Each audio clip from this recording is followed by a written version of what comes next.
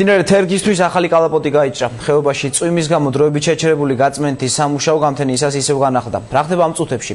თარიელის ხეობიდან ანუგა ქაჯაია ჩაგორთვება პირდაპირ ეთერში.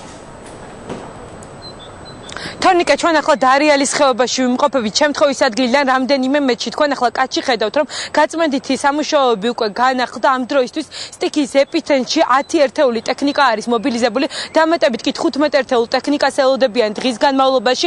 სამდღიანი სამუშაოების შემდეგ მოხერხდა, რომ მდინარე თერგისათვის ნაწილობრივ კალაპოტი შეეცვალოთ, რამაც დააჩქარა დაზიანებული მილსადენის შეკეთების პროცესები. მე შეგახსენებთ, ამ მილსადენით სომხეთ საქართველოს გავლით მიეწოდება გაზი. დარიალის ხეობაში ცოტა ხნის წინ რეგიონული განვითარებისა და ინფრასტრუქტურის მინისტრი იმყოფებოდა, რომელმაც თავად დაათვალიერა გაწმენდითი სამუშაოები.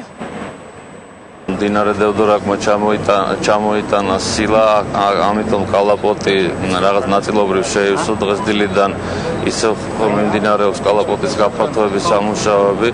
რაც თავარი არის, აქედან მისასვლელი გზა, ანუ ყაზბეგის მხრიდან გაიჭრა, რომელიც საშუალებას გვაძლევს და უკვე შეგიძლიათ ნახოთ, რომ დაზიანებული გასადენის მილის აღდგენითი სამუშაოები უკვე დაიწყო და ალბათ უკვე თვითონ ენერგეტიკის სამინისტრო გააკეთებს კომენტარს რა მდგომარეობაა დაზიანებულ გასადენთან მიმართებაში. დილის 7 საათზე აღდგა სამუშაოები, გამონახეთ დაახლოებით 15 ერთეული ტექნიკა მუშაობს ამ ეტაპზე, 10 ერთეული არის მობილიზებული.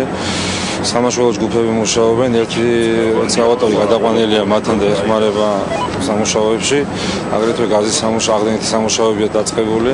მიმდინარეობს თვითონ დედორაკის მდინარის კალაპოტის შეცვლა და გადაგდება ახალ კალაპოტში. ძველი კალაპოტის გამზრდა და გაფართოება, რომ მთლიანი თერგის მასა მოვაქციოთ ახალ კალაპოტში.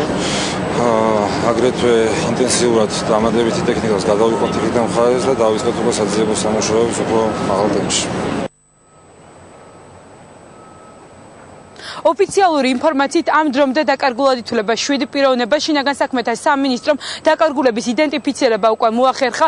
ყაზბეგში სტეფანწმინდის პოლიციის შენობაში ამ დროისთვის საგანგებო შტაბის თათბირი მიმდინარეობს, რომელსაც ენერგეტიკის მინისტრის მოადგილე ესწრება. თათბირს შინაგან საქმეთა მინისტრი ალექსანდრე ჭიკაიძე ატარებს. ჩვენ ვრჩებით მოვლენების ეპიცენტრში და თუ როგორ განვითარდება მოვლენები ქრონიკის შემდგომ გამოშვებებში მოგიყვებით. მადლობა ნანუკა, პირდაპირ ეთერში დარიალის ხეობიდან ნანუკა ქაჯაია საუბრობდა.